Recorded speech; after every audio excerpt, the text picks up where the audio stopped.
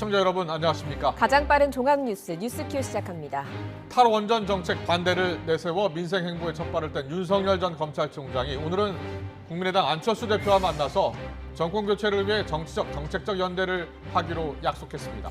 야권의 유력 주자들의 움직임이 바빠지는 가운데 먼저 대선 경선 레이스를 시작한 더불어민주당에선 반 이재명 연대 구도가 굳어지는 모습입니다. 국회 취재기자 연결합니다. 구장원 기자. 네, 국회입니다. 네, 윤석열 전 총장과 국민의당 안철수 대표가 오찬 회동을 마쳤습니다. 자, 정치 참여 이후 공식 만남은 두 사람 처음입니다. 공감대가 형성된 게 있습니까? 네, 낮 12시에 시작한 회동은 오후 1시 40분쯤 끝났습니다. 지난달 말 한 행사에서 마주친 것을 빼곤 두 사람의 공식 회동은 이번이 처음이었는데요. 초심을 떠올리며 진솔하게 말하겠다는 안철수 대표에게 윤석열 전 총장은 정치 대선배에게 좋은 말씀을 부탁한다고 화답하면서 회동은 화기애애하게 시작했습니다. 1시간 반가량 비공개로 진행됐는데 공통의 화두인 야권 통합 방안을 비롯해 문재인 정부 실정 등 다양한 주제에 대해 두루 대화를 나눴다고 합니다. 두 사람의 말 직접 보시겠습니다. 기본적으로 확실한 그 정권 교체의 필요성과 또 정권 교체를 위한 그 상호 협력과 그 앞으로 어떻게 해나갈지에 대한 그런 뭐 대강의 방향에 대해서 오늘 얘기들을 많이 나눴습니다. 좀 더 정권 교체에 한 걸음 더 가까이 다가가게 했다는 그런 측면에서 보면 서로 간에 공통점이 있겠다. 그런 이야기를 처음에 나눴습니다.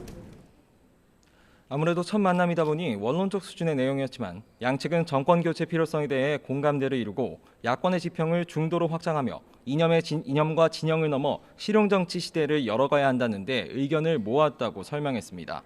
또 앞으로 선의의 경쟁자이자 협력자로서 필요한 경우 정치적이고 정책적 협력을 이어나가기로 했다고 전했습니다. 이런 가운데 야권의 다른 주자들의 움직임도 빨라지고 있습니다. 강원도에 머물면서 대선 출마 여부를 고심해온 최재형 전 감사원장은 부친의 병환 악화로 급하게 서울로 돌아왔는데요. 한 측근은 YTN과의 통화에서 최 전 원장이 나라와 사회를 위해 기여할 게 있는지 숙고한 끝에 정치에 참여하기로 결단했다면서 조만간 정치 참여를 선언할 거라고 전했습니다. 감사원장직을 내려놓은 지 얼마 되지 않은 만큼 구체적인 행보에는 시간이 더 걸릴 전망인데요. 그에 앞서 이르면 이번 주 안에 국민의힘과 만날 가능성도 점쳐지고 있습니다. 국민의힘 안에서는 원희룡 제주도지사가 대선 예비후보 등록일인 오는 12일 전에 지사직을 사퇴하고 경선 행보에 돌입할 전망입니다. 오늘은 현역 국회의원 33명이 참여한 지지 모임 희망 오른 포럼을 출범하면서 당내 주자 가운데선 가장 먼저 새 결집에도 나섰는데요. 이 자리에 참석한 김종인 전 비상대책위원장은 국민의힘이 자체 후보를 낼 수 없다는 인식과 달리 원희룡 지사가 대통령 후보로서 자질을 갖췄다며 비전을 잘 제시하면 가능하다고 격려했습니다. 다만 국민의힘을 향해서는 허둥대지 말고 당의 경쟁력을 키워야 한다며 쓴소리를 이어갔습니다. 직접 보시겠습니다. 대한민국 역사에서 제1야당이 대통령 후보감을 놓고 이렇게 허둥대는 모습을 보이는 것이 처음이 아닌가 생각합니다. 총리의 요인이 뭐였던 것을 좀 냉정하게 분석을 하고 김종인 전 위원장은 최근 불거진 윤석열 전 총장과의 회동설에는 만나자고 하면 만날 수야 있겠지만 지금은 전혀 계획이 없다. 지금 나타나는 지지율을 결정적이라고 생각하면 안 된다고 말했습니다. 또 최재형 전 감사원장을 향해선 출마 선언에서 무엇을 그리고 어떻게 지향할 것인지 나타날 거라면서 평가를 유보했습니다. 네, 민주당 대선 경선 상황은 어떻습니까? 네, 오는 11일 예비경선 컷오프를 앞두고 후보들의 경쟁이 치열해지는 모습입니다. 어제 예비경선 3차 TV 토론회에서도 이재명 경기도지사에 대한 강한 견제가 쏟아지면서 반 이재명 연대 구도가 굳어지는 모습을 보였습니다. 특히 이른바 바지 발언에 대한 공세에선 우군 역할을 하는 듯했던 추미애 전 법무부 장관도 발언을 언급하며 사과를 촉구하고 나섰습니다. 그 표현이 좀 놀랍기도 하고요. 좀 엉뚱하기도 하고요. 부적절했다라고 생각합니다. 좀 사과를 하시면 어떨까요? 하도 답답해서 한두 번도 아니고 근거도 없는 일을 우리 그 해서 토론의 품격을 떨어뜨리니까 네, 그 정도 그래서 하시고요. 그다음에 이제 정책 질문 유감스럽게 하겠습니다. 생각합니다. 네. 이재명 지사의 대표 정책인 기본 시리즈를 겨냥한 견제도 이어졌습니다. 이 지사는 앞서 1위 후보로서 경쟁의 한 부분으로 수용하겠다면서도 공격을 하려면 사실에 근거하라며 반발했습니다. 상대를 공격하시려면 팩트에 의해서 해야지 상대의 주장을 왜곡한 다음에 그 왜곡한 것에 대해서 공격하는 것은 좀 자중해 주시면 좋겠다. 오늘 저녁에는 각 주자들이 저마다 대표 공약을 소개하는 정책 언팩쇼가 예정돼 있는데 부동산 분야를 비롯해 정책 화두를 놓고도 후보들의 공방이 예상됩니다. 계속해서 국회 상황 알아보겠습니다. 본격적인 추경안 심사를 앞두고 당정이 맞벌이 부부에 한해서 재난지원금 범위를 늘리는 방안을 추진하고 있다고요? 예, 말씀하신 것처럼 당정은 맞벌이 부부에 한해 재난지원금 지급 대상 범위를 확대하는 방안을 추진합니다. 당초 정부가 내세웠던 소득 하위 80% 기준에서 소득 하위 83에서 84%로 소폭 올리는 방안을 검토하고 있는 겁니다. 외벌이보다 소득이 많은 맞벌이의 경우 아슬아슬하게 기준선을 비껴가는 경우가 많을 수 있다는 그런 형평성 논란을 해소하기 위해서인데요. 오히려 부정적인 여론에 불을 지필 거란 견해도 만만치 않습니다. 새로운 기준에 따르더라도 작은 차이로 지원을 못 받는 맞벌이 부부나 청년의 반발이 이어질 수 있다는 지적입니다. 민주당은 오늘 오후 2시부터 정책 의원총회를 열고 재난지원금을 포함한 2차 추경안 처리 방향을 논의하고 있습니다. 당 지도부는 지원 대상을 확대해야 한다는데 공감대가 형성한 상태인데요. 앞서 박완주 정책위의장은 예산을 짤 때 정부안을 원안대로 가는 일은 없다며 지원 대상 확대 가능성을 시사했습니다. 일단 오늘 의총에서 최종적인 결론이 확정되는 건 아니지만 오늘 논의 결과에 따라 향후 추경안 심사 방향을 가늠할 수 있을 거로 보입니다. 지금까지 국회에서 YTN 부장원입니다. 민주당 대선 예비 경선이 막바지를 향해 달려가고 있습니다. 8명 중 6명만이 예비 경선을 통과하게 되죠. 각 후보에 대한 공약을 검증하지만 사생활 검증까지 나오면서 본선보다 더 치열한 경선이란 말이 나오고 있습니다. 특히 여론조사 1위 후보에 대한 독한 공격에 이재명 지사가 발끈하는 모습도 연출되고 있습니다. 어저께 기본주택 관련해서 시범 단지가 있다고 하셨죠? 네, 거기 네. 어디죠? 정확한 위치는 제가 모르겠습니다. 다음 토론에 알려주실 수 있으시죠? 본인이 찾아보시죠. 이재명 후보님은 대학 미진학자 세계 여행비 1,000만 원 공약하셨죠? 그거 공약 아니고요. 한국경제가 그걸 쓴 건데. 스캔들에 대해서 이제 그 얘기는 이제 그만합시다 이렇게 말씀하셨는데 제가 혹시 바지 한 번 더 내릴까요? 그거하고는 다른. 어떻게 하라는 겁니까? 특히 이재명 지사의 바지 발언을 두고선 박용진 후보는 본선이었으면 완전히 망하는 것이었다 이렇게 지적을 했고요. 이 지사는 답답함을 호소하기도 했습니다. 많이 아닌 거 증명해봐. 어떻게 증명합니까? 그래서 이 마녀사냥 같은 느낌이 조금 들기도 했는데 그것도 경쟁의 한 부분으로 제가 다 수용해야 된다고 생각합니다. 그런데 시계를 지난 대선인 2017년으로 돌려보면 탄핵 사태로 빨라진 이른바 장미 대선을 앞두고 이재명 당시 후보가 대세론이 있었던 문재인 후보에 대해서 거센 공격을 이어갔습니다. 당시 유권자들이 민감하게 반응할 수 있었던 기득권이라는 말을 거침없이 쏟아내기도 했습니다. 이는 기득권자들 대대적으로 끌어모으고 계십니다. 실질적으로 뿌리를 보면 혹시 기득권과 대연정하는 거 아니냐. 라는 의심을 하는 부분들이 있습니다. 이처럼 당내 유력 주자들 사이에서 거침없는 공방이 이어지자 문재인 후보의 지지자들이 다른 후보를 향해서 문자 폭탄을 보내고 욕이 섞인 후원금을 보내며 논란도 됐습니다. 그리고 대선 후보로 결정된 후 당시 문 후보가 양념 같은 것이다 이런 발언을 해서 한 차례 설화가 있기도 했습니다. 2007년 보수 진영에서 있었던 한나라당 경선도 치열했던 경선으로 꼽힙니다. 당시 엑스파일이나 세간에 돌고 있는 소문들이 상대 후보를 향한 검증이란 잣대로 쏟아지기도 했죠. 도곡동 땅이 누구 땅이냐? 검찰은 이미 다 알고 있습니다. 알고도 왜 덮고 있습니까? 뭐 도곡땅이 어떠다고요? BBK가 어떠가요? 새빨간 거짓말입니다, 여러분. 실체가 있는 얘기들은 아니구나 이렇게 생각을 합니다. 또 뭐 지금이라도 이런 문제들에 대해서 사실 이런 확실한 증거가 있고 실체가 있다 한다면 그거는 마땅히 비난을 받아서 마땅한 일이라고 생각을 합니다. 2001년 새천년 민주당 대선 경선 과정에서도 다크호스처럼 떠오르는 노무현 후보를 향한 공격이 있었습니다. 이인재 후보 측이 노 후보 장인의 빨치산 경력을 문제 삼으면서 사상 검증에 나선 겁니다. 당시 노무현 후보는 전공법으로 반격하기도 했습니다. 이런 아내는 제가 버려야 합니까? 그렇게 하면 대통령 자격이 있고 이 아내를 그대로 사랑하면 대통령 자격이 없다는 것입니까? 대선 시기가 빨라지고 대선이 가까워질수록 정치권에서는 서로를 향한 거침없는 발언이 쏟아집니다. 양보가 있을 수는 없겠죠. 특히 내 편이라고 생각한 당내 주자에서 나오는 공격의 말은 상대 진영에서 듣는 것보다 더 아플 수도 있습니다. 하지만 유권자 입장에서는 경선 과정에서 불거진 이런 논란들이 후보들을 냉정하게 지켜볼 수 있는 기회가 될 수 있습니다. 대선 주자로서 후보들의 능력과 태도, 자세를 지켜보면서 누가 진짜 대통령감인지 좀 더 정확한 판단을 할 수 있다는 거죠.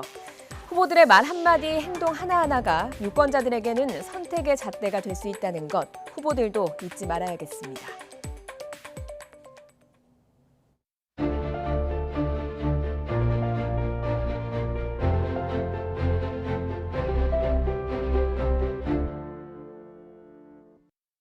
네, 닮은 듯 다른 듯한 야권의 두 정치인 윤석열 전 검찰총장과 안철수 국민의당 대표가 오늘 비공개 회동을 가졌죠. 정권 교체를 위해 함께 뛰겠다는 약속도 했습니다.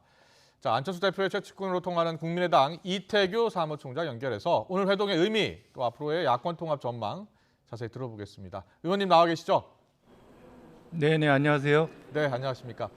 오늘 윤 전 총장과 안 대표 배석자 없이 비공개로 만났습니다. 두 사람이 측근을 거치지 않고 직접 소통하는 사이라고 하던데 먼저 오늘 만남은 어떻게 성사된 겁니까?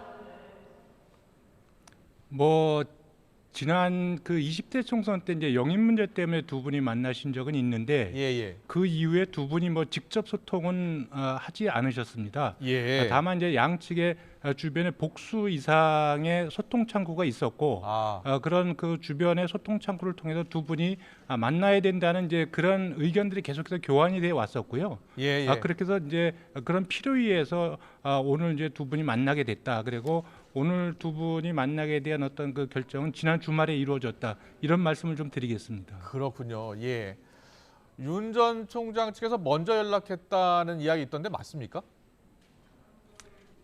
지금 이제 정치라는 것이 시기적으로 상황적으로 필요하면 만나는 건데 누가 먼저 연락을 하고 이런 건 별로 중요한 문제는 아니라고 생각이 듭니다. 네, 알겠습니다. 오늘 회동 아주 화기애애한 분위기 속에 진행됐다고 합니다. 일단 정권 교체 협력하고 특히 야권의 지평을 좀 중도로 확장하자. 그리고 실용 정치 시대를 열어가자. 이런 내용들이 담겼다고 하는데 자, 어떤 의미가 있을까요? 일단 그 포괄적이고 원론적이긴 하지만 두 분이 장시간 대화를 나눈 내용에 대해서 서로 다 정리해서 각각의 두 분이 하시고자 하시는 말씀을 다 담아내서 합의문을 발표할 수 있었다는 것은 이것이 단순히 어떤 정치인들의 의례적인 만남이 아니고 뭔가 정치적 의미 부여를 할 수 있는 그런 만남이었다. 이런 이제 평가가 가능하다고 보여지거든요.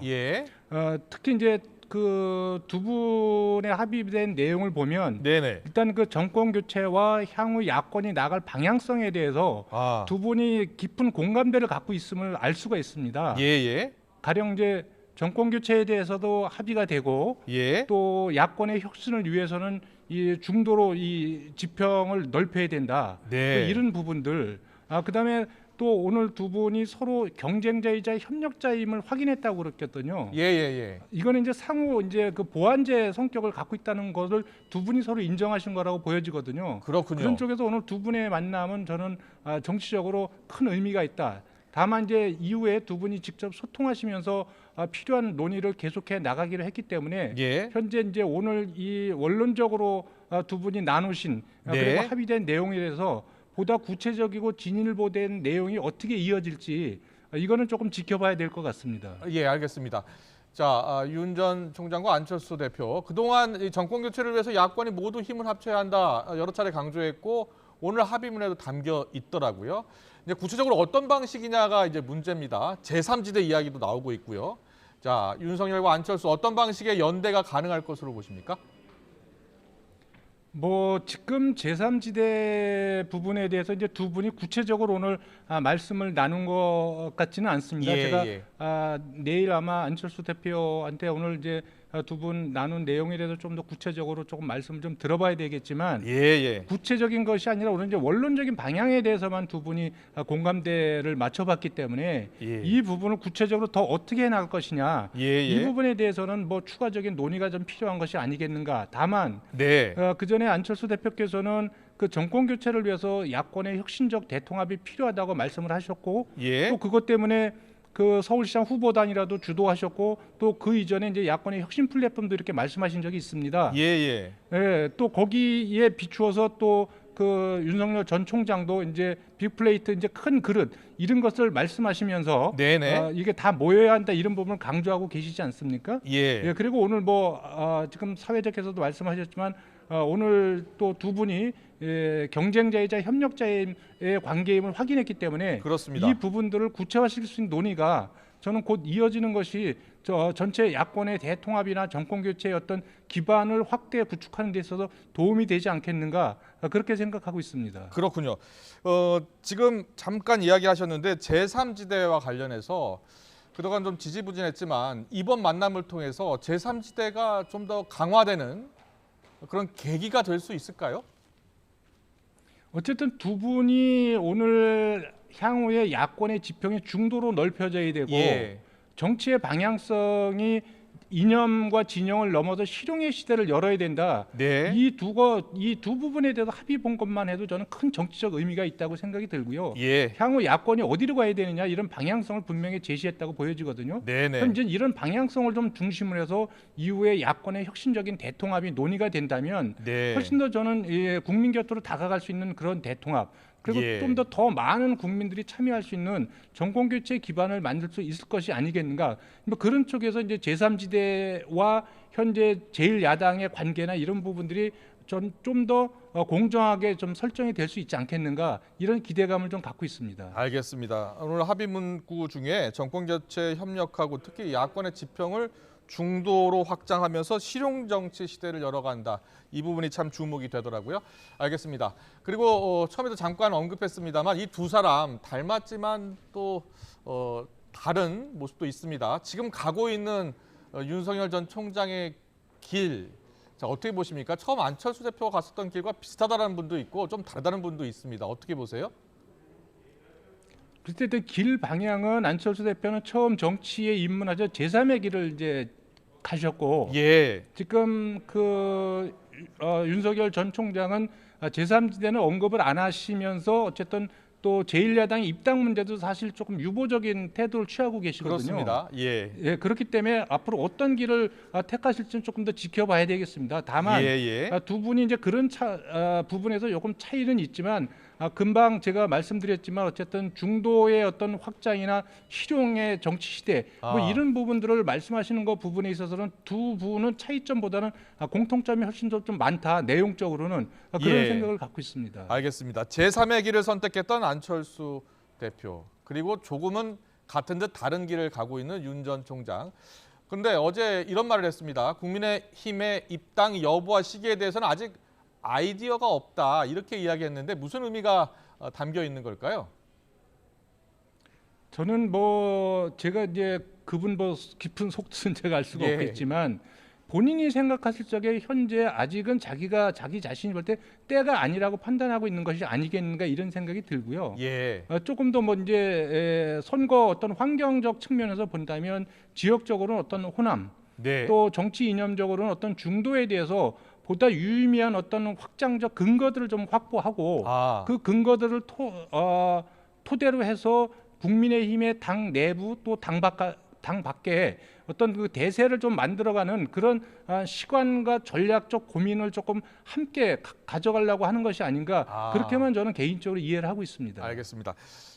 이태규 총장님, 그 입당 시기와 관련해서요. 윤석열 전 총장 입장에서만 봤을 때 경선이 시작되는 가을쯤에 입당하는 게 유리하겠습니까? 아니면 조기에 입당해서 본격적으로 경쟁하는 게 더 유리하다고 생각하십니까?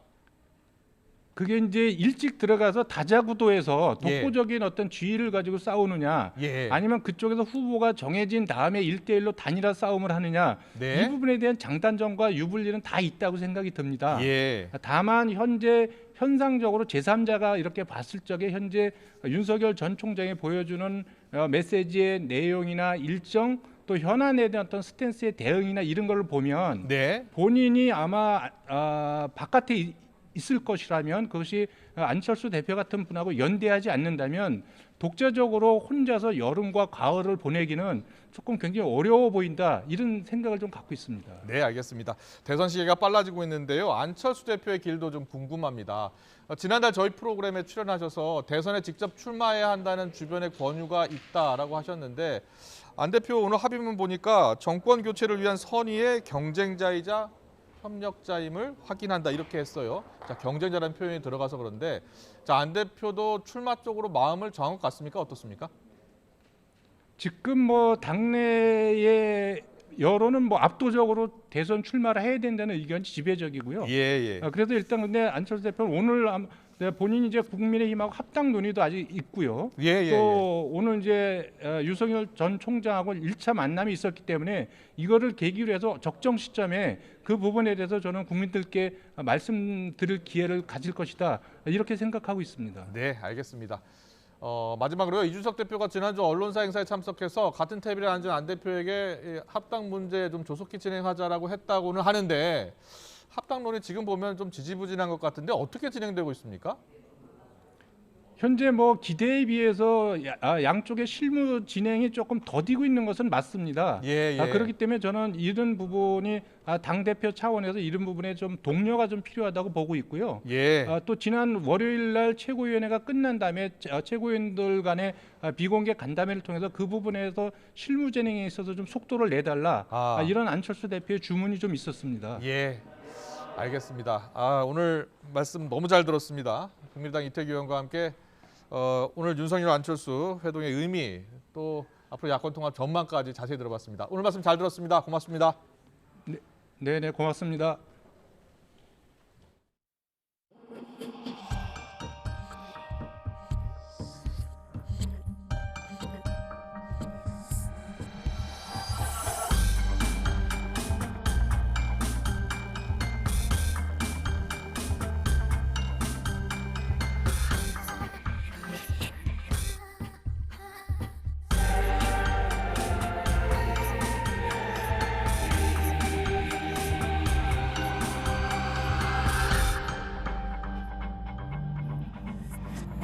새로운 거리두기의 가장 강력한 단계까지도 우리가 조치를 취해야 될 수도 있습니다.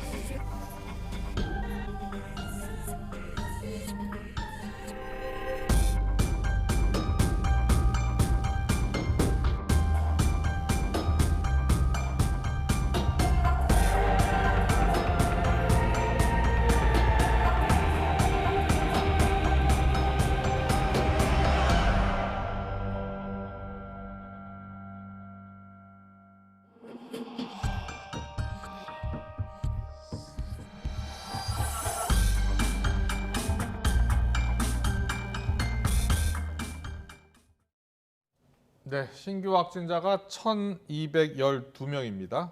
이 가운데 서울이 577명, 역대 최대 확진자가 나온 서울, 비롯해서 지금 수도권 상황이 매우 심각합니다. 현대백화점 무역센터에서 직원과 가족 등 48명이 코로나19 확진 판정을 받았습니다. 홍대 주점에서 모임을 가진 원어민 강사발 감염은 날이 갈수록 늘어서 326명이 됐고요. 인천 초등학교 집단 감염도 42명이 확진됐습니다. 산발적인 감염이 끊이지 않고 있습니다. 취재기자 연결합니다. 황보영 기자. 네, 서울 삼성동 현대백화점 앞에 나와 있습니다. 네, 곳곳에서 집단 감염 사례가 나오고 있습니다. 지금 나가 계신 이 백화점, 이 백화점발 집단 감염 상황이 심각하다면서요? 네, 그렇습니다. 평소라면 수많은 사람이 오가며 바빴을 이곳 테헤란로 거리가 지금은 한산합니다. 이곳에서 지난 4일 직원 2명이 처음 확진된 뒤 지금까지 백화점에서 48명이 감염됐습니다.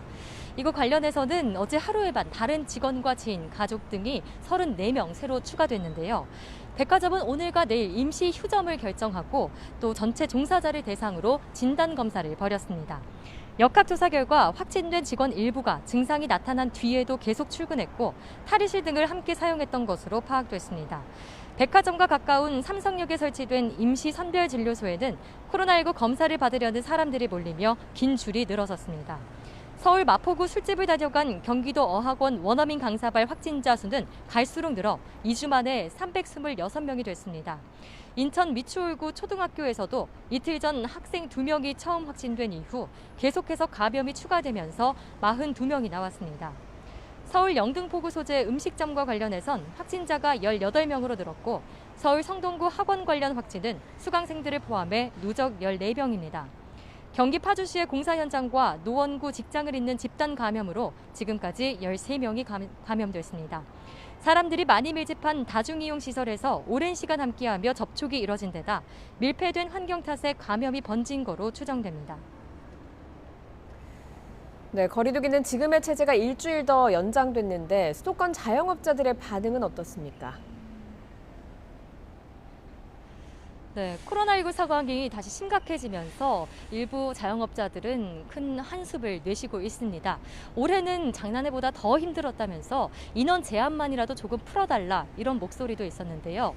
반대의 목소리도 있습니다. 일부 자영업자들은 오히려 이 확산세가 거센 상황에서 빨리 이 방역 조치를 강화해 심각한 확산세를 잡는 게 더 낫다는 의견을 보였습니다.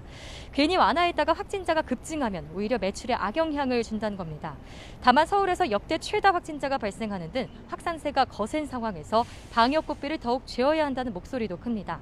서울시는 학원과 음식점, 카페, 노래방, PC방 업주와 종사자에게 선제 검사를 받을 것을 명령하고 청년층이 자주 찾는 장소를 중심으로 선제 검사를 확대해 숨은 확진자를 찾아내겠다는 방침입니다.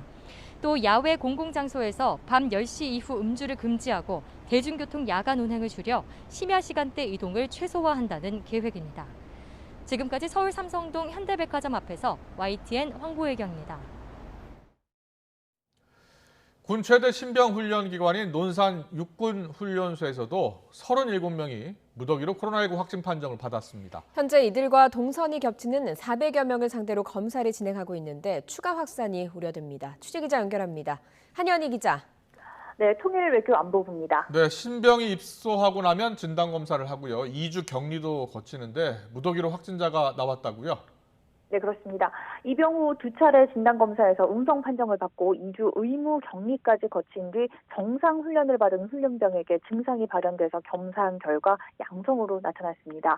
이후 이 접촉자 대상 진단검사를 벌인 결과 같은 부대에서 훈련을 받은 35명이 추가 확진 판정을 받았습니다. 확진 판정을 받은 또 다른 한 명은 다른 부대 훈련병으로 입영 후에 가족이 확진돼서 1인 격리 중에 양성 판정을 받았습니다. 군 최대 신병 훈련기관인 논산 육군훈련소에서 37명이 무더기로 확진 판정을 받으면서 군에는 비상이 걸렸는데요. 우선 접촉자들은 훈련소 외부 시설로 이동 조치하고 확진자들과 동선이 겹치는 400여 명을 대상으로 진단검사를 진행하고 있습니다. 현재까지 90여 명은 음성으로 확인됐고 200여 명의 결과를 기다리고 있는 상황입니다. 1일 확진자가 37명이 발생한 건 지난해 11월 경기도 연천 육군 5사단 신병교육대에서 하루 60여 명의 확진자가 발생한 이후 단일 부대 기준으로 가장 큰 규모입니다. 논산 육군훈련소 무더기 확진에 더해서 경기 성남의 공군병사는 저녁 전 휴가 중에 또 동두천 육군부대 병사 1명은 부대 내 확진자 접촉자로 분류된 뒤 각각 확진 판정을 받았습니다. 또 서울 용산의 국방부 직할부대 군무원 1명도 증상 발현으로 확진됐습니다. 이로써 오늘 하루 군 전체 확진자는 40명에 이르고 누적 확진자는 1,073명으로 늘었습니다. 또 주한 미군에서도 지난달 29일부터 지난 2일 사이 19명의 신규 확진자가 발생한 것으로 나타났는데요.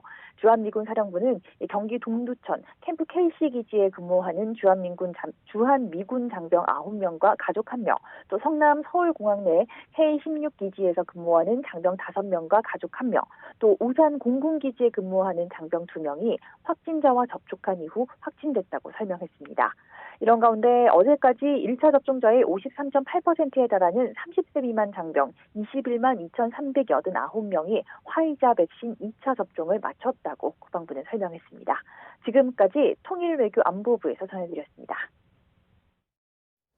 코로나19 신규 확진자가 1,200명을 넘어서자 정부는 4차 대유행에 접어들었다고 판단하고 비상 대응에 들어갔습니다. 특히 확진자가 집중된 수도권에 현재 거리두기 체제를 일주일 더 연장해서 적용하기로 했습니다. 취재기자 연결합니다. 신현준 기자.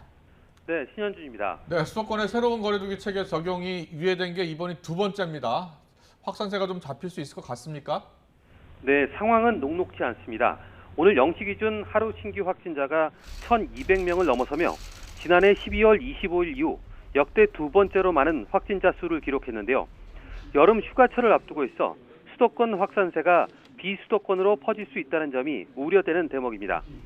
정부는 현재 단계를 4차 유행의 초입에 진입하는 단계로 판단하고 있는데요.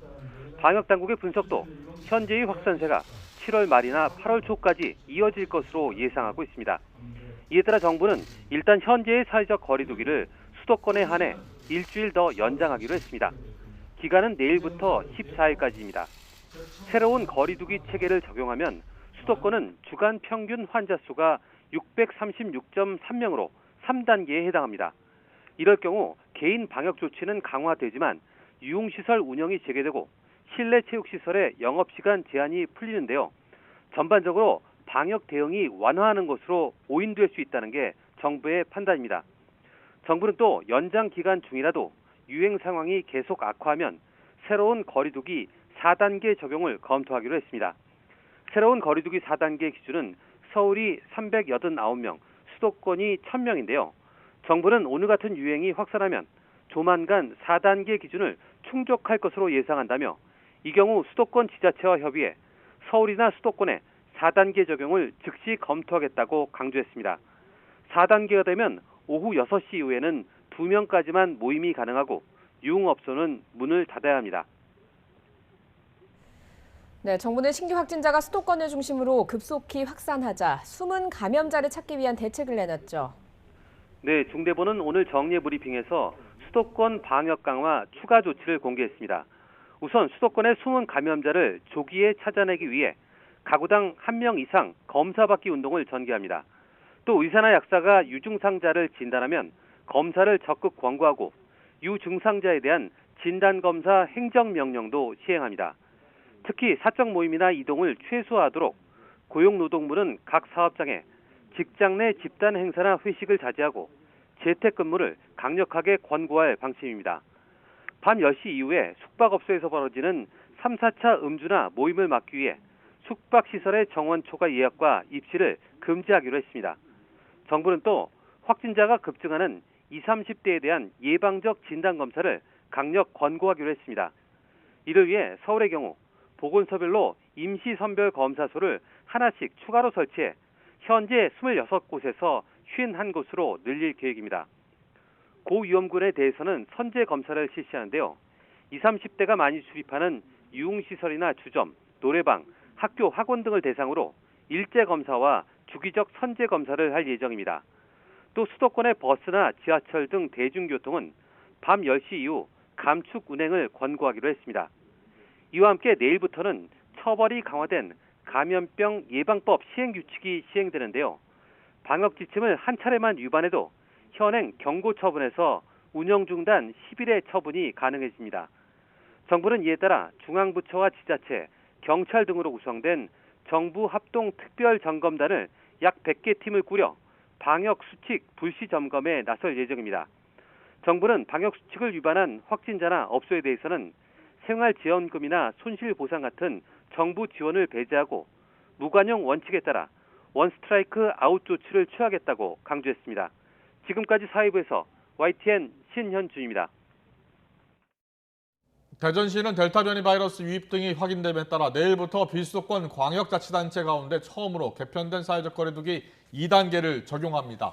이에 따라 유흥시설과 노래방, 식당, 카페 등 다중이용시설은 밤 11시부터 새벽 5시까지 영업이 제한되고 같은 시간 공원과 하천 등 야외에서 술을 먹는 행위도 금지됩니다. 감성주점 등에서 확진자가 급증함에 따라서 부산 지역 거리두기가 2단계로 강화됩니다. 부산시는 내일부터 일주일 동안 사회적 거리두기를 기존 1단계에서 2단계로 높이고 시설별 방역 수칙을 강화한다고 밝혔습니다. 사적 모임은 8인까지 허용되지만 유흥시설과 홀덤펍, 노래 연습장은 자정부터 새벽 5시까지는 영업할 수 없고 식당과 카페 등에서는 자정까지만 매장 내 취식이 가능합니다.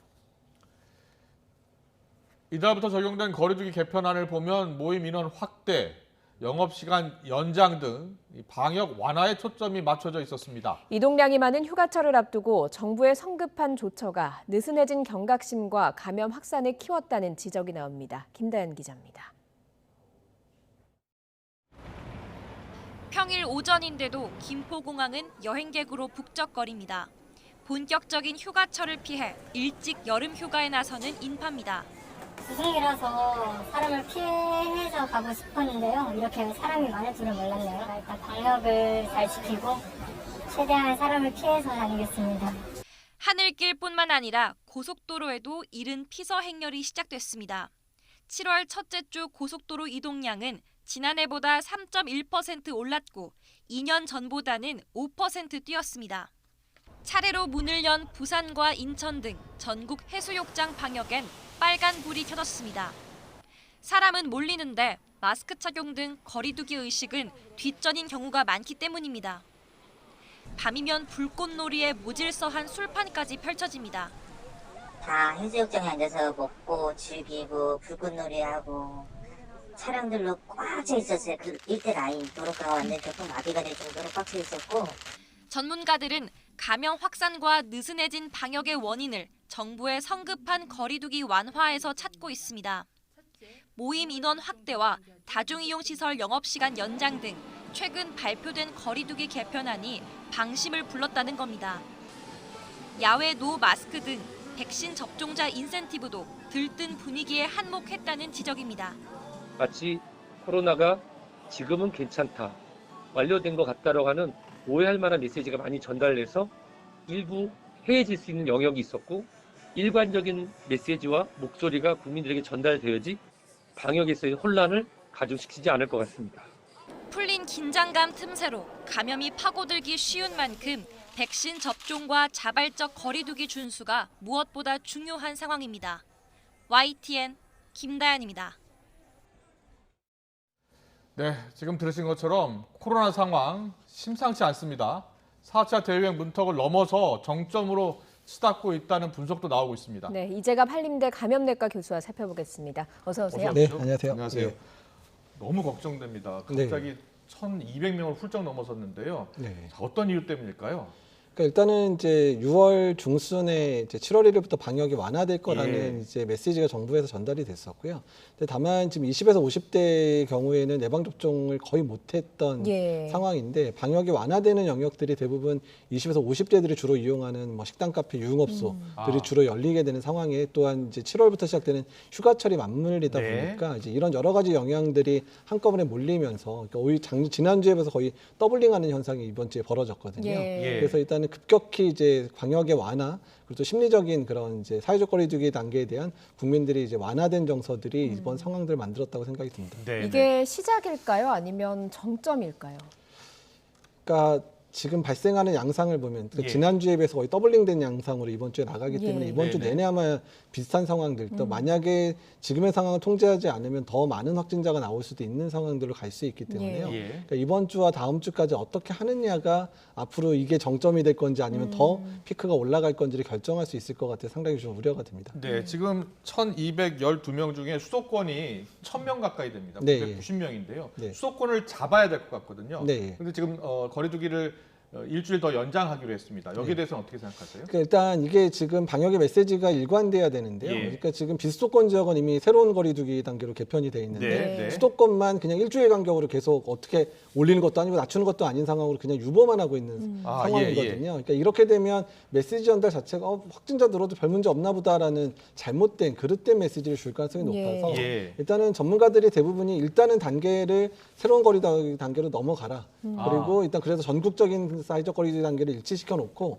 그 다음에 예측 가능하게 만들자. 그러니까 지금 수도권이 지금의 발병 양상이 이미 이제 3단계로 올렸어야 되는 상황이 됐거든요. 근데 지금보다 좀 더 악화되는 상황이면 이제 다음 주 정도는 4단계 올라갈 수밖에 없겠구나라고 예측이 가능하게 해줘야 그래야 뭐 소상공인이나 자영업자들도 자기가 영업을 어떻게 될지 예상을 하고 준비할 수도 있고 사람들도 행동을 내가 다음 주에 약속을 할까 말까도 결정을 할 수 있는 상황들이 되거든요. 근데 그 부분에 대해서 그냥 일주일만 계속 연기만 하다 보면 사람들이 그러니까 거의 희망 고문 되는 거거든요. 일주일 지나면 낮춰질까? 근데 지금 상황 봐서 낮춰질 상황이 아니거든요. 그래서 명확하게 확실하게 단계를 올릴 수 있을 거라는 거를 보여주는 게 오히려 더 중요한데 계속해서 일주일씩만 그냥 방역 단계를 그냥 연기하고 있는 부분들은 상당히 우려스러운 정부의 조치입니다. 그래서 김부겸 총리가 가장 강력한 단계인 4단계, 거리두기 4단계를 올릴 수 있다라고 경고는 했거든요. 2, 3일 내로 결정을 하겠다라고 했는데 이런 부분들은 좀 부족했다고 보시는지요? 그러니까 이제 경고는 뭐 필요하다고 보는데 이게 그러니까 국민들한테 무슨 벌을 주는 것도 아니고 잘못하면 우리 4단계 올릴게 이런 메시지가 아니라 오히려 강하게 올릴 거니까 우리 같이 동참합시다라는 식으로 메시지가 전달이 됐어야 되거든요. 그러니까 그래서 예측 가능하게 이번에 아예 일단 3단계를 먼저 올려서 내일부터 발표하겠습니다. 하지만 일주일간의 경과를 봤는데 확진자 범위가 올라가게 되면 특히 더블링 되거나 이런 상황이 반복하면 다음 주에는 어쩔 수 없이 4단계로 갈 수밖에 없습니다. 우리 다 같이 한번 노력해 봅시다. 이런 메시지가 돼야 되는데 앞으로 뭐 상태 안 좋으면 4단계 올릴게요. 이런 식의 메시지 전달은 조금 문제가 있다고 생각이 듭니다. 네. 이재학 교수님께서는 지금 여러 가지 각종 코로나19 지표들 있지 않습니까? 봤을 때 내일은 오늘은 어제보다 더 많은 환자가 나올 것 같습니까? 그럴 가능성이 높아 보이는데요. 왜냐하면 어제 발생했던 이제 집단 감염 사례들이 추가적인 감염자가 늘어날 수 있는 구조에서 많이 나왔어요. 그러니까 이제 뭐 오늘 확인된 이제 논산 훈련소에서의 확진자라든지 아니면 백화점에서 확진자라든지 특히 식당에서의 그런 확진자, 특히 유사 클럽이라 그러죠. 요식업으로 등록은 돼 있는데 실제 운영은 클럽처럼 하는 그런 데서 발생한 지금 이제 그 뭐 외국인 이제 강사부터 시작해서 했던 게 300명 넘었잖아요. 근데 그런 유사한 지금 유흥업소에서의 발병이 여러 군데 동시다발적으로 확인이 됐거든요. 근데 그렇게 되면 거기서의 N차 감염이 늘어나게 되면 며칠 사이에서는 계속해서 집단 발병자가 숫자가 늘어나게 되니까 어떻든 이번 주 내에는 계속 많은 확진자가 나올 수밖에 없는 상황으로 예상이 되고 있습니다. 그 방역 측면에서 보면 이 감염의 질이라고 해야 될까요? 그런 양상이 좀 좋지 않아 보이는 건 사실이거든요. 일상 감염이 훨씬 더 많은 상황이잖아요. 그러니까 저희가 이제 3차 유행 초기에 비슷한 말씀 드렸는데 오히려 1, 2차는 집중해서 방역할 대상이 있으니까 방역이 오히려 나을 수도 있는데 3차 때는 지역사회에 만연된 감염 패턴이고 우리의 일상생활에서의 여러 집단에서 특히 뭐 가족들이라든지 지인 모임이라든지 뭐 식당이라든지 이런 데서 발병을 하게 되면 특정 구역을 통제할 수 있지가 않거든요. 그러니까 이렇게 되면 어쩔 수 없이 전 국민의 사회적 거리두기 동참에 되는 준수율을 올리는 수밖에 방법이 없게 되기 때문에 강력한 사회적 거리두기를 할 수밖에 없는 상황이 돼버리거든요. 그래서 지금 상황에서는 국민들이 먼저 솔선수범해서 움직여 주시지 않으면 상황이 매우 어려울 수 있다는 부분이 상당히 좀 우려가 되기도 하고 어쩌면 지금껏 국민들이 먼저 움직이셔서 유행을 꺾었었기 때문에 국민들의 동참이 절실하다는 부분들도 더 한번 말씀드리고 싶습니다. 네. 지금 전문가들은 신속하게 선제 조치를 좀 해야 한다 이런 의견이시잖아요. 선제 조치를 보니까 4단계로 올리면 마지막 단계인데 한 번도 경험하지 못한 이제 제한 조치가 이루어지는 겁니다. 그러니까 6시 이후로는 2명 이상 만나지 못한다면서요? 네, 그렇게 되는 거죠. 6명 못하고 근데 다만 이제 자영업이나 소상공인들 운영은 식당 카페들은 10시까지 운영은 계속 보장이 되는 상황이고요. 그러니까 이제 그때 다만 여러 가지 뭐 결혼식 참석자라든지 이런 부분들이 정말로 집회와 관련된 부분들은 다 제한되는 상황들이 벌어지게 되고 특히 종교 활동은 아예 비대면 예배밖에 못하는 상황들이 실제로 되기 때문에 종교계에서의 반발도 상당해질 수 있는 상황들이 벌어질 수 있습니다. 그래서 사실은 제일 좋은 거는 전문가들이 경고를 하는 거는 4단계를 올려라라는 측면들도 있지만 4단계 올릴 상황을 만들지 말라는 부분들이 사실 경고가 강했고 사실 그래서 2주 전부터 전문가들이 계속 주의를 말씀드린 부분인데 근데 만약에 지금 상황 특히 이번 주에 2, 3일 상황에서 계속해서 확진자가 늘어나는 상황이 된다 그러면 불가피하게 적용을 해야 되는 상황도 다음 주에는 생길 수도 있다는 겁니다. 알겠습니다. 앞서서 뭐 전국적으로 거리두기 단계를 좀 일률화시킬 필요도 있다라고 말씀하신 부분이 여태까지 저희가 경험상으로 보면 서울에서 많이 발생했다고 하더라도 지방에 나서 또 확산되는 양상을 보였잖아요. 네. 지금도 그런 양상이 나타나고 있고요. 네, 3차 유행 초기에도 분명히 서울에서 수도권에서 먼저 확진자 늘고 나서 전국으로 확산이 그렇습니다. 됐었고요. 예. 지금 이번에 상황이 안 좋은 거는 지금 수도권의 방역 단계는 이제 낮춰지지 않은 상태인데 다른 지역이 다 낮춰져 있어서 풍선 효과가 나타나기 상당히 쉬운 조건이고 게다가 휴가철이 이제 맞물려 있기 때문에 사람들이 마음만 먹으면 서울에서 못 모여 그냥 뭐 몇 시간 지나서 대전에서 모이거나 아니면 뭐 부산에서 모이거나 속초에서 모이거나 이렇게 모임을 이제 외부에서 그러니까 수도권을 벗어나서 모일 수 있는 상황들이 많아질 수 있는 상황이고 그런 상황이 실제 벌어져서 부산에서도 이제 그 외국인 강사발 확진자가 예. 넘어가면서 유행이 있었잖아요. 예. 그래서 전국적인 확산도 이제 시간 문제라고 생각이 들거든요. 네. 그래서 일단 이 부분 수도권에서의 상황을 통제를 잘하는 것뿐만 아니라 전국적으로 계속해서 수도권에서 유입된 환자들이 늘어날 만한 지역들, 특히 수도권과의 교류가 많은 지역들은 오히려 선제적으로 사회적 거리 단계를 조금 상향을 해놓는 게 유리하게 그런 상황을 통제할 수도 있을 거라 생각을 하고 있습니다. 예. 네, 나라 전체적으로 선제 조치가 지금 필요한 상황이다라는 말씀을 해주고 계신데 지금 백신 접종이 순조롭게 이루어지다가 최근에 또 백신 수급이 좀 문제가 생기고 있나 봐요? 백신 접종 수급의 문제인 거는 아니고요. 예. 그러니까 백신 접종 전략을 하면서 60세 이상의 예방 접종을 최대한 6월까지 접종하기로 해서 일단 몰아서 접종을 해놓은 상황이고, 예. 그 다음에 이제 그 이후에 이제 50대 이상에 대한 부분들은 백신 수급이 그러니까 7월, 8월에 특히 8월달에 지금 백신 수급이 몰려져 있는 상황이거든요. 그러다 보니까 지금 50세 이상에 대한 접종이 7월 말, 7월 26일 날 시작됩니다. 그러니까 한 달의 휴지기가 있는 건 이미 6월달에 알고 있었던 사실이거든요. 예. 그러니까 근데 이 상황에서 20대에서 50대 예방접종이 빨리 진행이 안 되는데 그 사람들이 주로 감염이 될 만한 장소를 오픈시키려 했다는 것 자체가 문제라는 거죠. 예. 거리두기 제한 조치를 그럼 8월 이후로 좀 완화했으면 더 나았을 뻔했네요. 그렇죠. 훨씬 나을 뻔했죠. 예. 다만 이제 소상공인이나 자영업자들에 대한 고통 부분 때문에 좀 당긴 거기는 한데 그것은 저희 전문가들이 가장 안타까워하는 거는 이제 50대나 적어도 30, 40대가 접종을 하는 8월 말이라든지 9월 초 정도에 거리두기 개편을 그때로 미루어 놨었으면 지금보다는 훨씬 더 안정적인 상황이 됐을 거라고 예상을 하고 있다는 겁니다. 예. 그래서 뭐 정부에서 지난달부터 백신 인센티브라든가 좀 거리두기 완화 가능성을 계속해서 메시지를 던진 게 좀 성급했다라는 지적들을 전문가들이 많이 하시더라고요. 같은 생각이신 거죠? 예, 일단 이제 백신 인센티브야 접종률을 올리려는 전략이었으니까 불가피한 측면들이 사실 있었거든요. 근데 다만 사회적 거리두기 단계 개편과 관련된 부분에서 그러니까 조금 간과했던 부분이 60세 이상에서 발병이 이제 줄어들기 때문에 다행인 건 현재 사망자나 중증 환자가 많지 않은 거는 효과를 보고 있기는 해요.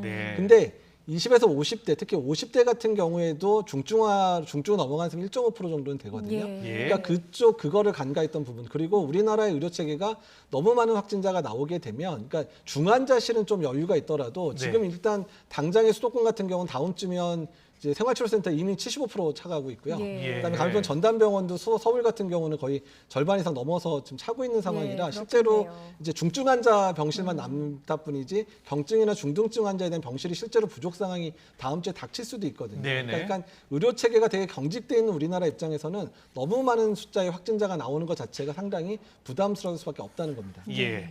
특히 우리나라 같은 경우에는 다른 나라와 달리 델타 변이 바이러스가 뭐 미국이나 영국보다는 적은 상황인데 계속 확산하고 있다면서요. 그러니까 이제 델타 변이의 확산 자체도 이게 유행 상황 자체가 통제가 잘 되면 델타 변이도 더 유행할 수 있는 상황이 안 되잖아요. 근데 오히려 지금처럼 확진자가 늘어나는 상황들이고 만약에 사회적 거리두기가 국민들이 잘 지키지 않으면 훨씬 더 빠른 속도로 확산되면서 지금의 유행을 훨씬 악화되는 상황으로 만들 수 있거든요. 그래서 지금의 상황을 잘 통제하는 것 자체가 델타 감염의 확산들도 막을 수 있는 마지막 기회가 될 수도 있다는 겁니다. 예, 뭐 방역 당국이 델타 변이 바이러스든 확산이든 가장 막을 수 있는 가장 좋은 방법은 전공법이다. 그래서 마스크 잘 쓰고 그다음에 증상이 나타나면 선제 검사를 받아라 이런 얘기를 하는데 사실 델타 바이러스에 대해서 퍼지는 이야기가 있어요. 좀 증상이 기존 코로나19와는 다르다라는 얘기가 있거든요. 사실입니까? 그러니까 뭐 그런 얘기가 이제 사실 외국에서 보고가 되고 있기는 한데 워낙에 코로나의 증상 자체가 좀 모호한 증상으로 나타나는 분들, 특히 20대에서 50대가 주감염이잖아요. 특히 지금. 근데 그런 연령대는 증상이 없거나 매우 이제 증상이 모호한 증상이 많아서 사실은 증상만으로 감별을 사실 하기가 어렵습니다. 어떻든 간에. 특히 무증상 감염도 많기 때문에 거의 확인이 불가능하기 때문에요. 일단은 본인이 조금이라도 증상이 있으면 바로 검사를 하셔야 되는 부분이고 두 번째는 내가 다중이용시설, 특히 확진자가 많이 나올 만한 공간들을 다녀오신 분들은 증상이 없더라도 검사에 빨리빨리 동참해 주시는 주시는 게 지금의 위기 상황 극복에 상당히 도움이 될 것 같습니다. 네, 그리고요 돌파 감염 사례 부분인데요. 이스라엘 같은 경우에는 신규 확진자 가운데 42%가 돌파 감염 사례라고 하더라고요. 어찌된 일입니까? 그러니까 이제 이스라엘이 이제 시계열 분석을 하고 있는데 6월 5일까지의 백신 효과를 분석했더니 94% 정도로 나왔어요. 6월 5일 이후에 델타 변이가 주 종으로 바뀌고 난 이후에 실제로 돌파 감염 사례가 늘어나면서 그러니까 백신 효과 64%까지 떨어졌다. 이렇게 백신을 맞은 사람도 확진을 또 받을 수 있다는 거죠. 이제 그런 상황이 된 거죠. 근데 다만 그나마 다행인 거는 돌파 감염된 사람 중에서 중증으로 진행하는 사람은 거의 없었다. 94%가 예방 효과라는 게 나와서 그나마 지금 다행인 상황이기는 해요. 근데 어떻든 간에 일단은 이제 델타 변이나 이런 게 유행을 했었을 경우에 백신의 효과가 일부 떨어질 수 있다는 거를 감안해서 유행 상황을 잡아야 되거든요. 그러니까 우리나라 입장에서는 지금 60대 이상 어르신들 거의 대부분이 아스트라제네카 1차 접종 많은 상황이기 때문에 그런 분들에서의 돌파 감염은 생각보다 중증으로 진행할 수도 있는 상황을 발생할 수 있기 때문에 그래서 지금 유행 상황을 통제를 잘하는 게 중증 환자, 특히 60세 이상으로 이제 그런 감염이 확산되기 시작하면 또 걷잡을 수 없이 중환자들이 늘어날 수 있기 때문에 지금의 상황이 상당히 중요한 시기라고 말씀드릴 수 있습니다. 그렇다면요, 백신을 맞은 분들도 마스크를 쓰고 다녀야 같거든요. 예, 일단 뭐 수도권은 마스크 이제 실외도 쓰라고 했으니까. 근데 이제 백신 접종 맞으신 분들이 심리적으로 이완이 되니까 자꾸 마스크를 벗으려고 하는 행동들이 많이 나타나요. 그래서 지금 유행이 심한 경우에는 돌파 감염도 상당히 많이 발생할 수 있으니까 마스크 반드시 착용. 특히 실내에서는 마스크 전혀 벗을 생각 안 하셔야 되고요. 특히 고위험군들은 예방접종을 했더라도 다중이용시설을 이용하는 부분들 상당히 줄여주셔야 그래도 좀 중증 환자 없이 이 상황을 버틸 수 있을 거라 생각을 하고 있습니다. 네, 알겠습니다. 굉장히 중차대한 시점입니다. 추가 확산을 막을 수 있도록 정부도 좀 더 선제적인 조치해야 될 것 같고요. 우리 개인들도 스스로 자기 방역 조치를 더 강화해야 될 것 같습니다. 이재갑 교수와 짚어봤습니다. 잘 들었습니다. 고맙습니다. 감사합니다.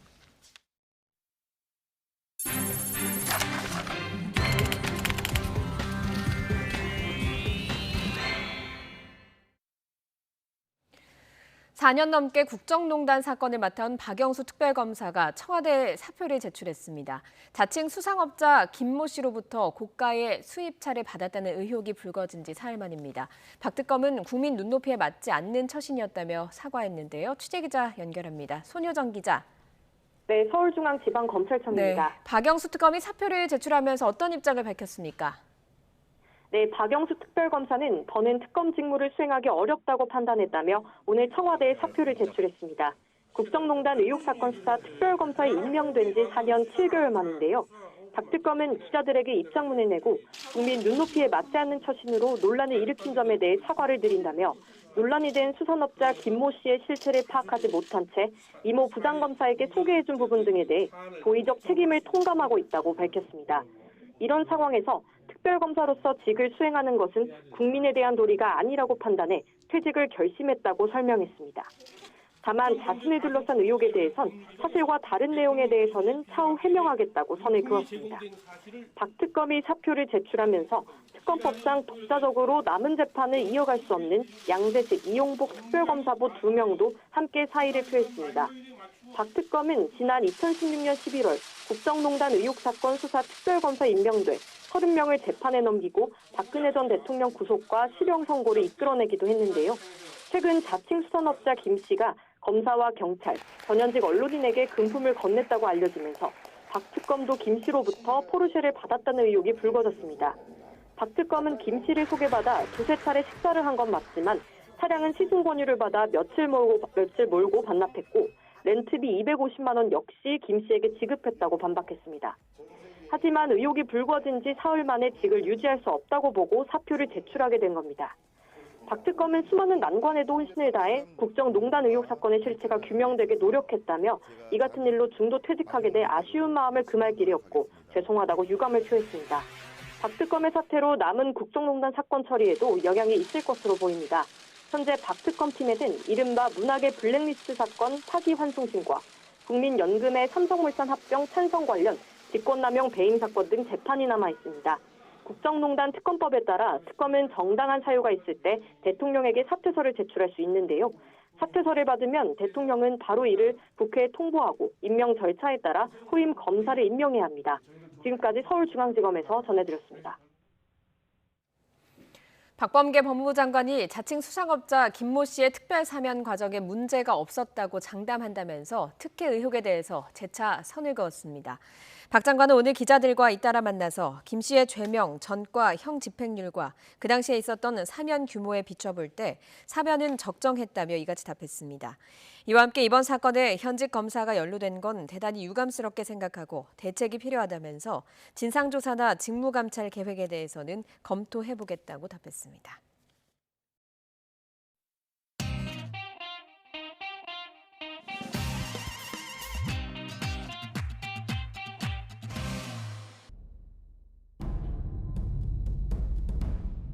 공천하지 않기로 한 거를 바꿔서 공천을 한 것에 대해서 저는 실망이 좀 크지 않았을까 생각하는데 당원들과 함께 최선을 다했습니다. 단지 그 결과가 참담한 것이어서 그에 대해서는 당원과 국민들께 송구스럽게 생각합니다. 이재명 후보께서 이상하게 윤석열 전 총장께는 좀 관대해 보이는데 이런 것에 대해서 어떻게 생각하시는지요? 제가 한때는 대통령이 되면 검찰총장 누구 시키겠냐 해서 제가 윤석열 총장을 지목한 때도 있었습니다. 제가 눈이 좀 부족했던 것 같습니다. 다른 분들도 다 그렇게 봤으니 결국은 그분이 잘 속이신 거 아니냐라는 생각이 듭니다. 말씀이 아주 시원시원한 것 같지만 대단히 거칠고 그래서 본인이 재선에 실패했을 뿐만 아니라 그 당시에 미국의 위상이 많이 추락했었죠. 이 지도자의 언어의 품격과 신뢰도가 국가의 위상에까지 영향을 미친다고 생각을 합니다. 제1위 공약이니 제2 공약이니 공약으로 발표한 적이 없다라고 하는데 이재명 후보님께서는 기본소득으로 사실 지지율 1위가 된 거랑 마찬가지예요. 이게 공약 얘기를 자꾸 하시는데 제가 추진하는 핵심 정책인 건 맞습니다. 그런데 선거도 개시되지 않았는데 공약을 할 수는 없는 것이죠. 그러니까 어저께 기본주택 관련해서 어디 시범단지가 있다고 그러셨죠? 시범단지가 아니라 시범적 사업 부지가 있습니다. 아니, 지금 하고 있다고 조그맣게 하고 있다고 그러셨잖아요. 네, 거기가 네. 어디죠? 정확한 위치는 제가 모르겠습니다. 다음 토론에 알려주실 수 있으시죠? 본인이 찾아보시죠. 본인이 찾아보시죠.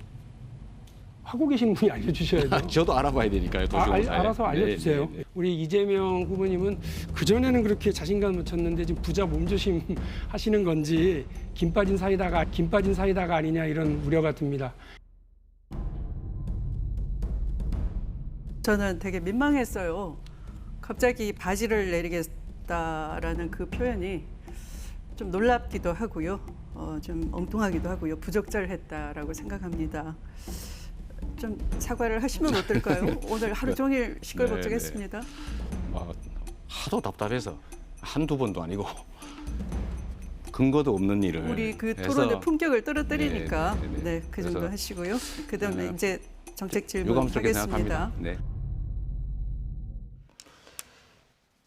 네, 어떻게 보셨습니까? 어제 열린 더불어민주당 예비경선 3차 TV 토론 화면인데요. 후보들의 정책 공약 대결이 본격화되면서도 동시에 이재명 경기지사에 대한 집중 공세가 이어졌습니다. 또 윤석열 전 검찰총장, 또 안철수 국민의당 대표 오늘 오찬을 함께 했죠. 자, 관련 이슈, 정치권 이슈 최창렬 용인대 교수와 함께 짚어보겠습니다. 어서 오십시오. 네, 안녕하세요. 안녕하세요. 자, 민주당 대선 후보 예비 경선 한참 진행 중입니다. 3차 TV 토론 잠깐 보여드렸는데 어떻게 보셨습니까? 자정 넘게까지 하던데 기본소득 얘기는 역시 많이 나오더라고요. 네. 기본소득 이재명 지사의 사실 트레이드 마크인데 공약이 아니다. 제1공약이 아니다. 이제 이렇게 얘기하면서 계속 공격을 많이 하는 것 같아요. 1차 TV 토론, 2차 TV 토론, 3차 TV 토론. 계속 이제 그 얘기예요.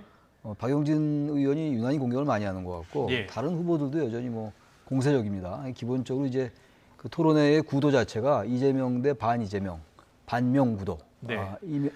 이재명 대 반 이재명. 이 구도인 것 같아요. 후보가 이재명 지사가 지지율이 워낙 높게 나오기 때문에 그럴 수밖에 없죠. 1위에 대한 견제죠. 과거에 98년도에 97년도 신한국당 구령 때도 이회창 이제 후보가 1위를 달렸었는데 그때도 이른바 반창연대, 반이회창 그랬던 기억이 나거든요. 항상 1위 후보들에 대해서 다른 주자들의 견제가 많은 건 당연한 거예요. 그런 구도라고 봐야죠 일단. 네.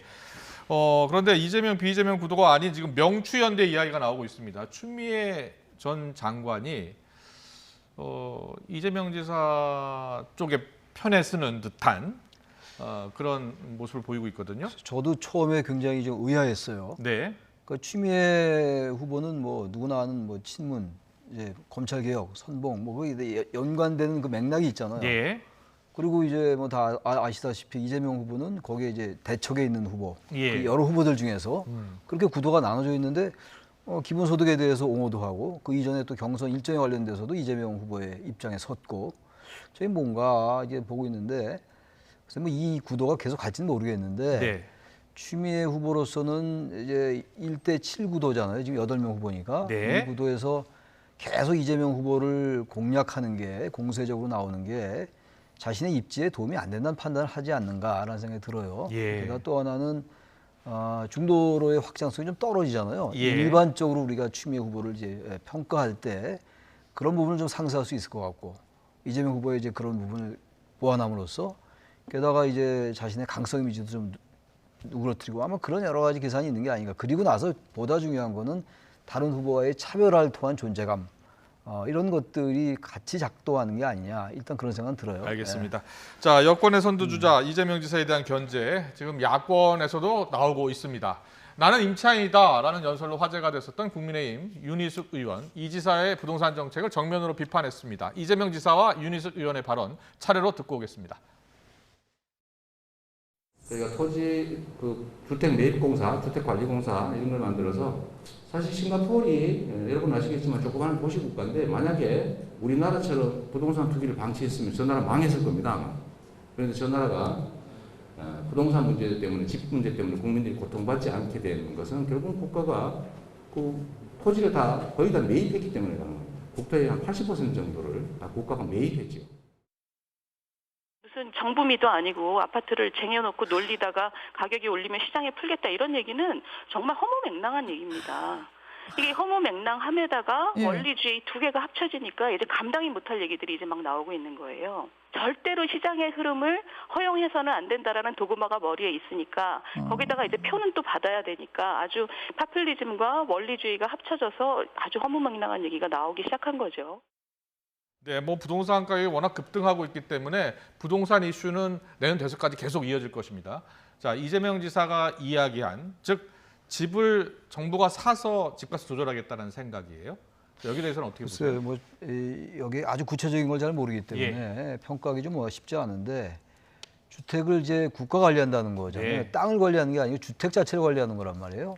굉장히 좀 이제 기발한 아이디어인 것 같긴 해요. 네. 근데 이걸 이제 어떻게 잘 제도적으로 얼개를 짜느냐의 문제인 것 같습니다. 지금 이제 임차인으로 이제 유명해졌던 윤희숙 의원이 원리주의와 이제 파퓰리즘이 결합한 거다라고 얘기하는데 네. 일단 좀 들여다봐야 될 것 같아요. 이 정책 자체를. 예. 그렇다면은 여러 가지 부작용을 잘 막는다면은 예. 또 하나의 대책이 될 수 있는데 어쨌든 그러나 기본적으로 시장 원리를 거부할 수 없을 거예요. 이재명 지사가 뭐 그걸 모를 리가 없을 것이고 단지 시장에 맡겨놨는데 주택이 이제 굉장히 급등했고 단지 그러나 이 임대차 3법이라든지 여러 가지 정책적인 실패는 다 인정하는 거 아닙니까? 이 정부에.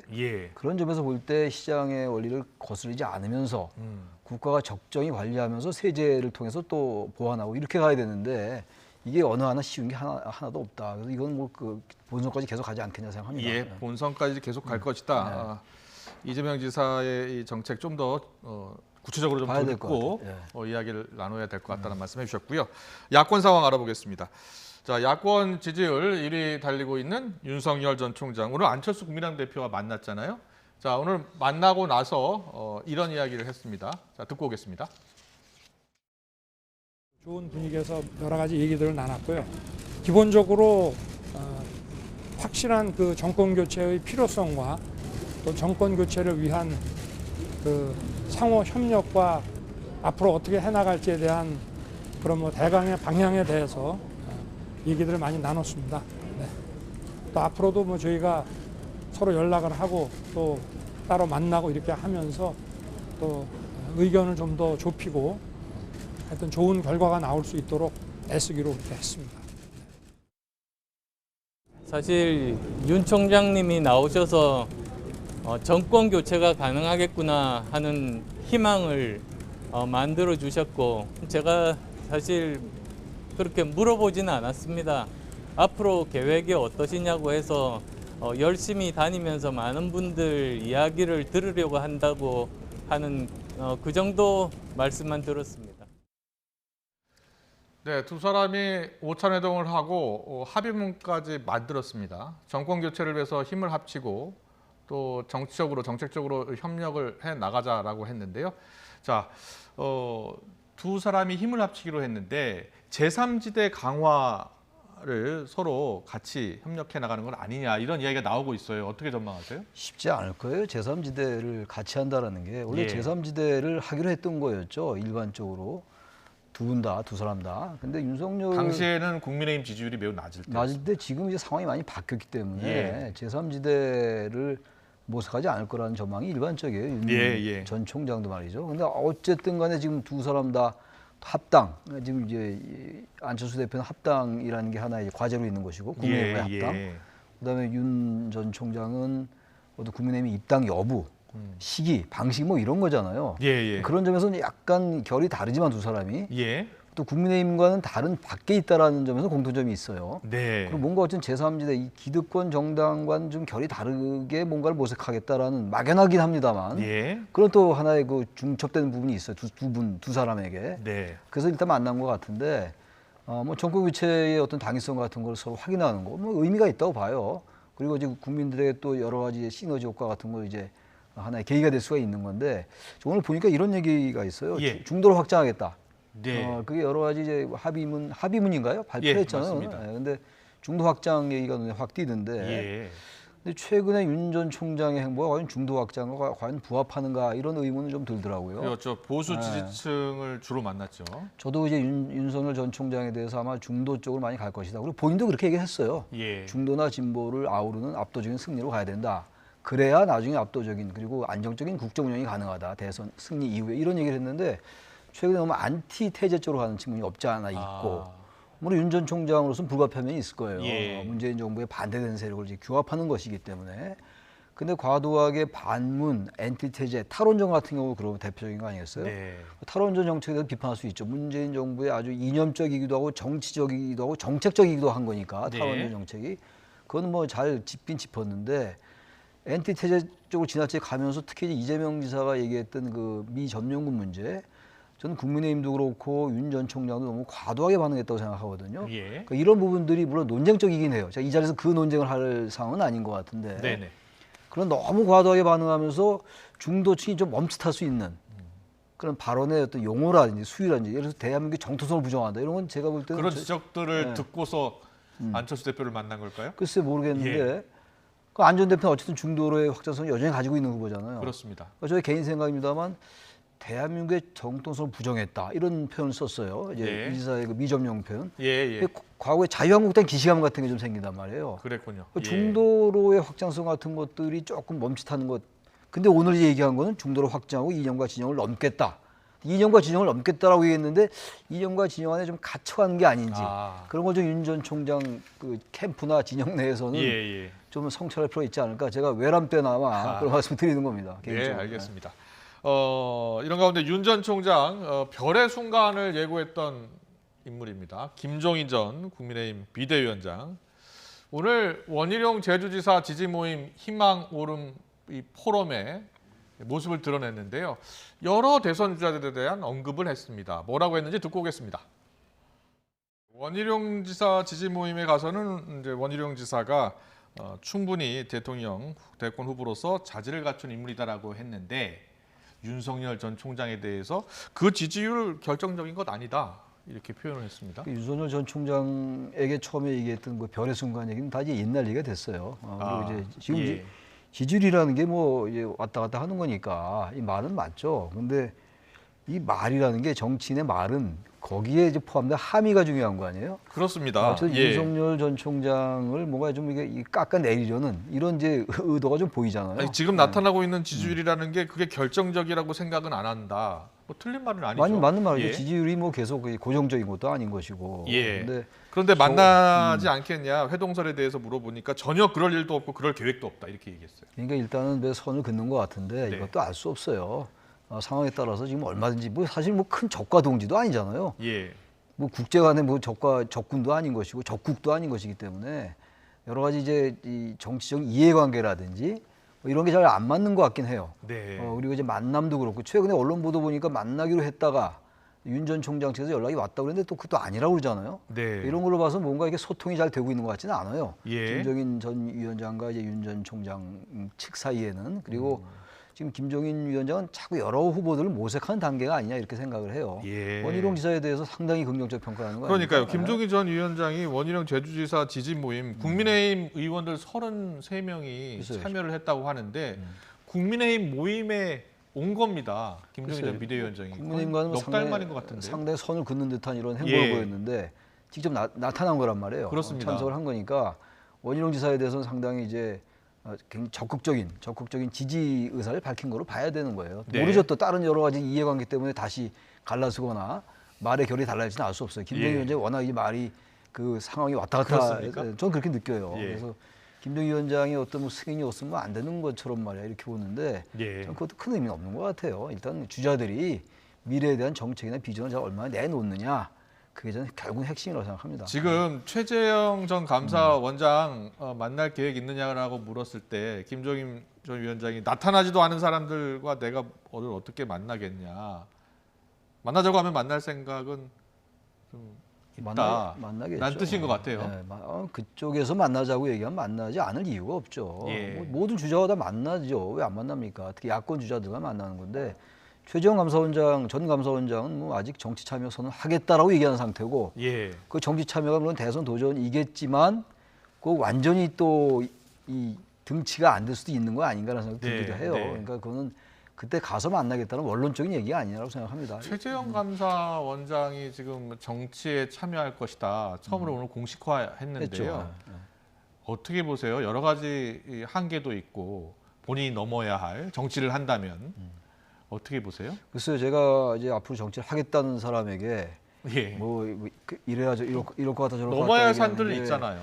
얘기하는 게 어떨지 모르겠는데 넘어야 할 산이 너무 많은 것 같아요. 일단 첫째 명분부터 좀 약하다는 생각이 들고 헌법기관의 장이었단 말이에요. 그렇죠. 윤석열 전 총장은 헌법기관은 아니었어요. 굳이 구분한다면. 그리고 임기도 헌법에 보장된 임기였고 검찰총장은 검찰청법에 보장된 임기였고 또 명분도 윤석열 전 총장이 정부가 가게 세운 것과 상당히 좀 결이 좀 다른 측면이 없지 않아 있고 이런 여러 가지를 볼 때 그리고 이제 판사만 하시던 분이 하던 사람이 나와서 어떠한 정치 언어를 어떻게 구사해 나갈 것인가의 문제 그리고 정치 사실 판이라는 게 우리가 보시다시피 워낙 뭐 멀쩡한 사람도 뭐 엄청난 신상 털기도 하고 이러잖아요. 뭐 최재형 전 감사원장에 대해서 워낙 좋은 얘기가 많습니다만 또 검증 단계에 들어가면 뭐가 어떻게 될지 또 모르는 게 정치잖아요. 우리나라 정치란 말이에요. 그럼 과연 그걸 견딜 수 있을지 여러 가지 지지율 모르겠어요. 이야기하는 분들도 있어요. 지지율이 많이 나오지 않잖아요, 사실. 지지율이 뭐 현재로서 낮은데 모르죠. 대권 도전 선언하고 정치 선언하고 대권 선언하고 이렇게 하면 올라갈 수 있겠죠.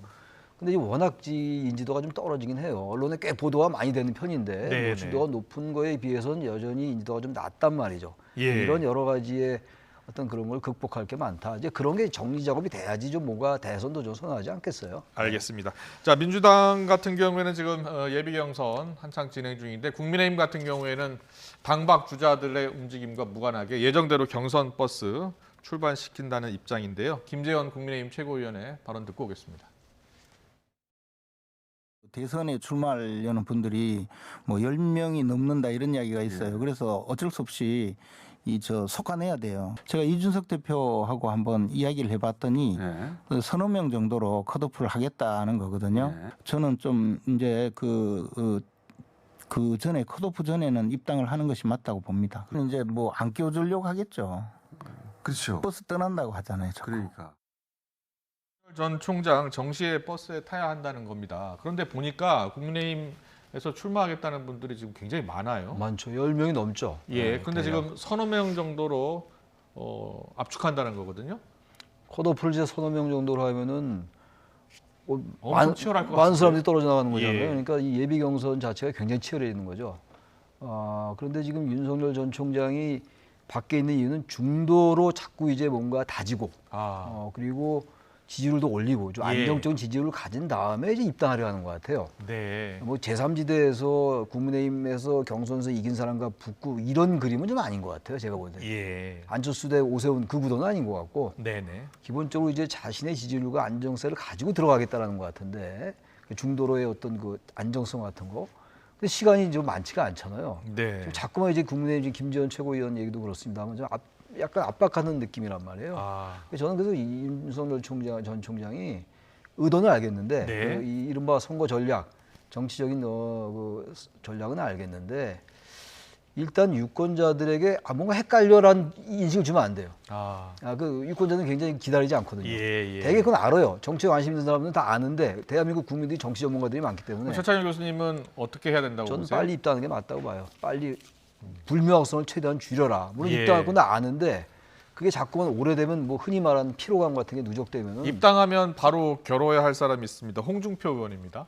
홍준표 의원은 저격성 발언 근데 어차피 계속되고 그 있습니다. 산은 넘어야 돼요. 일찍 들어가거나 늦게 들어가거나 어차피 넘어야 될 산이기 때문에 예.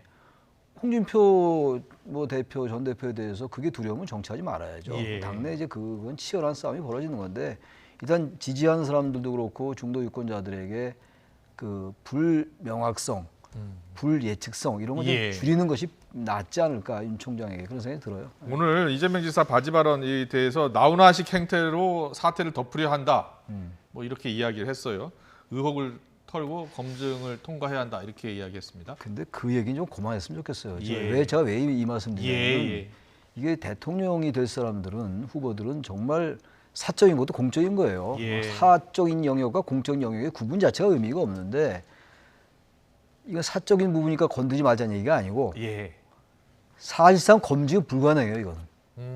뭐 사진이 있습니까? CCTV가 있으면 다 나왔겠죠. 안 나오고 있잖아요. 예. 게다가 김부선 여배우 이른바 여배우 스캔들 아닙니까? 의혹 아닙니까? 네네. 근데 얘기도 많이 다르고 그렇다면 검증의 영역을 벗어났어요. 이미 이거는. 그러니까 이제 후보들이 검증을 해야 되니까 본선에서 야당 후보가 겨루기 전에 이 백신 맞고 나가라 이런 얘기인데 여당 후보들이 흠집 내기로 비치더라고요. 사실은. 그게 검증이 가능한 논리와 근거를 대기가 어렵잖아요. 그러니까 사실상 검증 불가능. 그럼 이제 내려야죠. 이제 어떻게 그런 하겠습니까? 사안을 가지고 소모적인 논쟁을 할 필요가 없다. 심증이 가는데 심증을 확인할 만한 근거와 논리와 증거가 없는데 그래서 그 얘기를 한다. 바지 논쟁. 이게 말이 되냐고요. 네. 이쯤 해라. 여도 야도. 제가 그 말씀 드리고 싶습니다. 알겠습니다. 여도 야도 이쯤 하면 된다. 이렇게 이야기해 주셨습니다. 최창현 용인대 교수와 정치권 주요 이슈 짚어봤습니다. 잘 들었습니다. 네.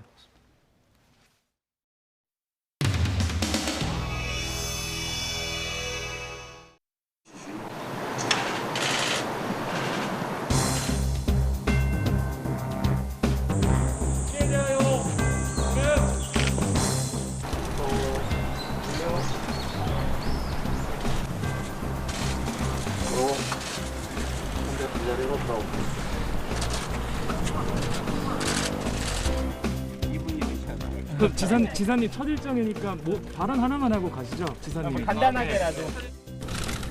세상은 이름 없는 민초들의 헌신과 노력으로 만들어집니다. 누군가는 이름이라도 남기지만 누구는 이름도 서로 남깁니다.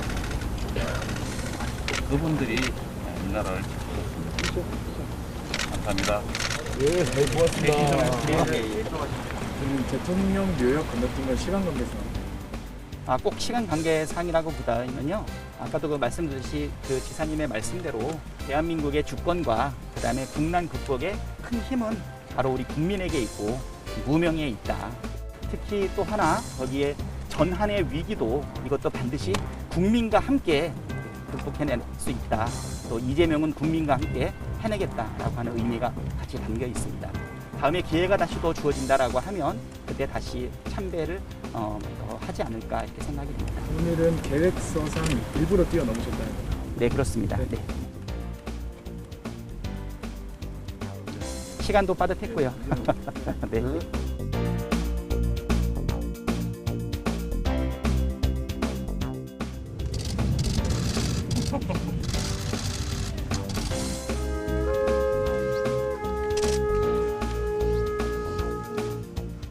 마지막 휴가 가다가 수학하려고 가다가 이제 그 폭격전 일어나는 바람에 돌아오다가 병장이었고. 네네 그렇습니다. 예 말년이요. 소대가 21살입니다. 네.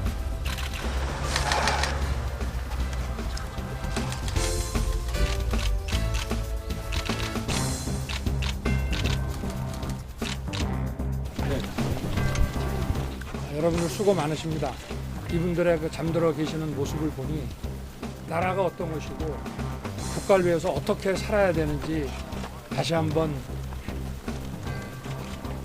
총장님 그 나라를 위해 목숨 바치는 걸 강조해주고 계신데 문재인 정부의 어떤 보훈 정책이나 이런 부분에 있어서 총장님이 생각하시기에 좀 부족하다거나 개선돼야 된다거나 이런 부분은 있으신가요? 보훈이라고 하는 것은 국방과 어떻게 보면 동전의 앞뒷면 같이 이건 하나라고 저는 생각합니다.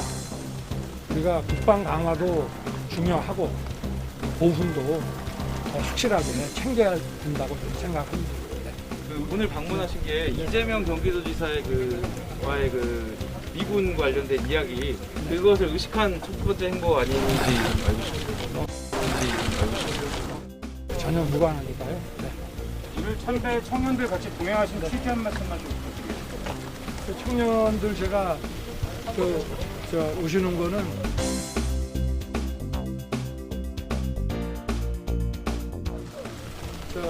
대전 근처에 와서 알게 됐습니다. 네. 고맙습니다. 네. 이 정도로 하시고 오후에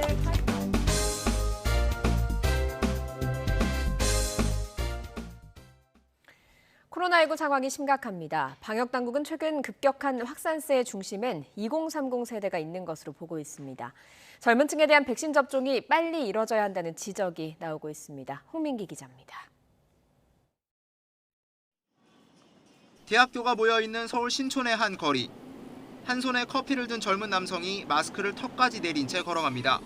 걸어가실 때 내리시는 게 보여서 커피를 마시고 있어가지고 거리 두기가 오래되다 보니까 아무래도 좀 피로감? 상대적인 야외에서 마스크를 아예 벗고 음식을 먹거나 대화를 나누는 모습도 쉽게 눈에 띕니다. 지난주 서울의 한 놀이공원에선 수많은 젊은이가 거리 두기 없이 몰려 주변 사람들이 눈살을 찌푸리기도 했습니다. 실내 놀이기구 대기줄에는 바닥에 거리두기 스티커만 붙어 있고 다닥다닥 사람들이 붙어서 대기해야 하는 게 너무 불안하게 느껴졌어요. 2030 세대 역시 해이해진 방역의식을 스스로 지적했습니다. 밖에서 이제 흡연하시는 분들도 당연히 마스크를 안 끼고 저희한테도 조금 선택권을 주시던가 아니면 자녀 백신 말고 2030도 조금 일찍이라도 맞게 해줬으면 좋겠다는 바람입니다. 코로나19 이전으로 되돌아간 듯한 해외 젊은이들을 보면서 부럽다는 반응도 있습니다. 유럽 쪽에 축구가 개막하기 시작하면서 거리 응원도 하고 모여서 응원하는 모습을 뉴스에서 좀 보기는 했었어요. 일상생활도 못하고 이렇게 답답한 마스크 쓰고 있어가지고 좀 부러운 면도 없지 않아 있었습니다. 방역당국은 최근 급격한 확산세를 주도하는 원인으로 2030 세대를 꼽았습니다. 지난달 27일부터 한 주 동안 신규 확진자 가운데 20대 환자가 1,100명을 넘으면서 전체 연령대에서 가장 많았습니다. 6월 중순경부터 아마 20, 30대 중심으로 주점, 특히 유흥시설은 아니지만 유흥시설처럼 운영되는 일반 주점 등을 통해서도 상당수가 확산이 된 걸로 보고 있습니다. 전문가들은 젊은 층을 대상으로 광범위한 진단검사를 벌이는 동시에 백신 접종 속도를 더욱 높여야 한다고 강조했습니다. 방역을 더 20, 30대 강화를 하고 정부도 최대한 스와프를 하건 어떻게 하건 다 해외에서라도 백신을 빨리 갖고 와서 맞게 하는 방법을 강구를 해야 된다고 생각합니다. 현재 방역당국의 백신 접종 계획을 보면 18살부터 49살에 대한 접종은 다음 달부터 사전 예약 순서에 따라 진행됩니다. YTN 홍민기입니다. 코로나19 4차 대유행이 현실화되면서 학교도 비상입니다. 수도권 학교와 학원에서 확진자가 속출하고 있는 상황인데요. 2학기 전면 등교도 차질이 불가피해 보입니다. 조희연 서울시 교육감 연결해서 현재 상황 그리고 방역 대책 짚어보겠습니다. 교육감님 나와 계시죠? 예, 안녕하세요. 예, 안녕하십니까. 지금 학교에서 나오는 코로나19 상황도 심각해 보입니다. 인천 초등학교에서 보면요. 집단 감염이 발생을 했거든요. 서울의 학교와 학원 상황 어떻습니까? 예, 좀 최근에 그 4차 대유행을 우려하는 상황이지 않습니까? 근데 그것이 학교 내의 감염에도 지금 상당히 위기적인 양상으로 나타나고 있습니다. 방금 인천의 경우 경우에도 20명이 넘는 대규모 확진자가 발생하는 경우가 있었는데요. 예. 서울에서도 예를 들면 10명, 11명 이렇게 발생하는 학교들이 지금 나타나고 있습니다. 이것은 이제 기존의 양상으로 보면 2명, 3명, 많아야 뭐 한 4, 5명 수준이었었는데요.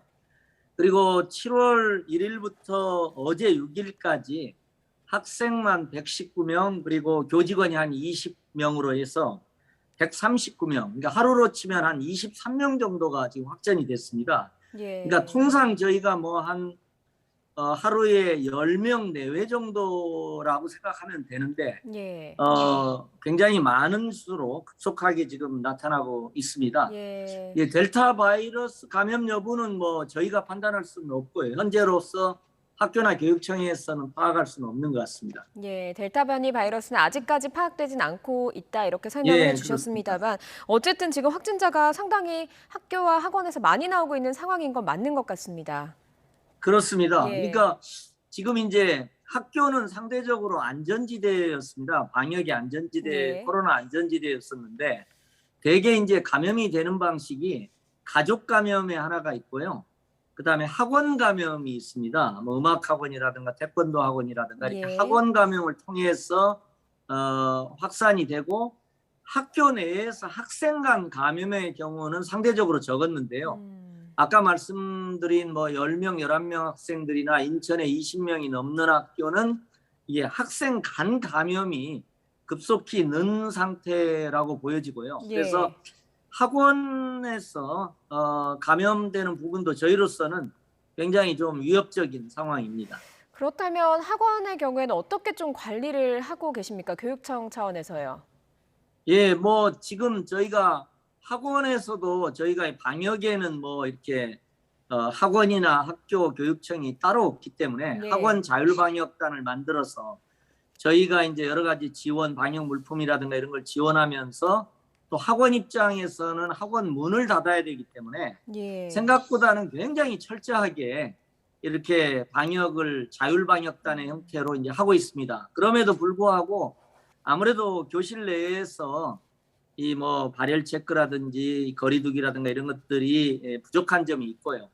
또 이 학원 강사 선생님들 또 원어민 강사라든지 이런 부분들이 이렇게 감염이 되어 가지고 강의를 할 때 예. 특히 이제 언어 영어 학원 같은 경우는 말을 많이 하셔야 되잖아요. 그렇죠. 그러니까 이제 그런 면에서 이렇게 감염이 되는 경우가 많은데 그래서 이제 방역 인력 부족이라든가 이런 부분도 조금 애로는 있습니다. 그러나 어쨌든 저희도 최선을 다하고 있습니다. 예, 지금 일선 현장에서 많은 분들이 최선을 다해주고 있습니다만 오늘 그래서 서울시 교육청 차원에서도 비상대책회의를 열어서 뭐 학원이나 이런 그 강사에 대해서 좀 선제 검사를 한다거나 이런 방침을 내놓기도 했잖아요.